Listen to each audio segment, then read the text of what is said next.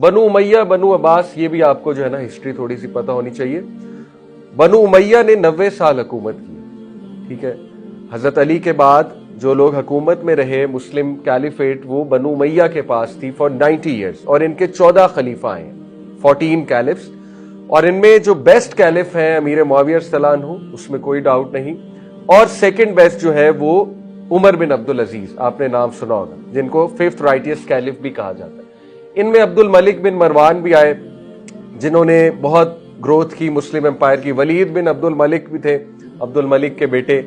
انہوں نے محمد بن قاسم کو بھیجا تھا اور طارق بن زیاد کو بھیجا تھا. تو ہی ہیز دس اچیومنٹ کہ اسپین ولید کے دور میں فتح ہوا. اور آپ کو پتا ہے محمد بن قاسم جو ہے وہ سندھ تک آئے تھے، ملتان تک آئے تھے. ٹھیک ہے، تو یہ ولید کو کریڈٹ جاتا ہے. تو یہ سب امیدز تھے، ٹھیک ہے، بنو امیہ میں سے تھے. اور ابو سفیان آپ سمجھ لیجئے ابو سفیان کی فیملی سے تھے، ابو سفیان رضی اللہ عنہ کی فیملی سے تھے. تو بہرحال ایک طرف عبداللہ بن عمر کی طرف توجہ گئی جب امیر معاویہ کی ڈیتھ ہوئی. دوسری طرف عبداللہ بن زبیر، آپ نے نام سنا ہوگا. عبداللہ بن زبیر کون ہے؟ حضرت زبیر کے بیٹے، حضرت آسمہ بنت ابی بکر اور حضرت زبیر. ٹھیک ہے، یہ ان کے ماں باپ ہیں اور دونوں صحابہ ہیں. آسمہ بنت ابی بکر کون ہے؟ ابو بکر صلی اللہ عنہ کی بیٹی. اور حضرت زبیر کون ہے؟ نبی صلی اللہ علیہ وسلم کی پھپھو کے بیٹے، حضرت صفیہ کے بیٹے. ٹھیک ہے، تو جید صحابہ ہیں. ان کے بیٹے عبداللہ بن زبیر، وہ مکہ میں تھے اس وقت. جہاں تک بات ہے عبداللہ بن عمر کی، تو he had no interest in politics.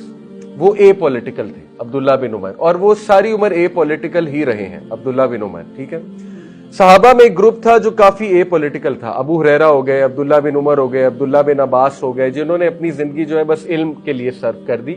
And they had no views, no political views, اور وہ فتنے سے بھی بچتے تھے. سعد بن ابی وقاص واز ویری اے پولیٹیکل. میں نے آپ کو سعد بن ابی وقاص کی اس میں سیرت میں بتایا. تو لیکن عبداللہ بن زبیر پہ جب بات آئی تو ہی ریوولٹڈ. عبداللہ بن زبیر صلی اللہ عنہ ریوولٹڈ.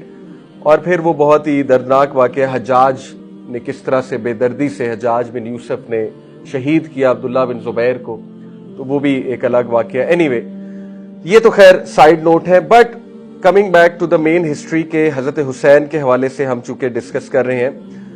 بہرحال اس سے پہلے میں حضرت حسین کی طرف آؤں، میں کچھ چیزیں آپ کو بتانا چاہوں گا. یہاں تک تو چلے میں نے ایک ہسٹری کوٹ کر دی کہ یہ سب ہوا کیوں، کیسے بات چلی امیر معاویہ کی ڈیتھ کے بعد.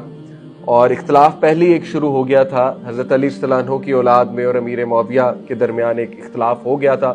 حضرت Hasan step back and that was very brave of ہم.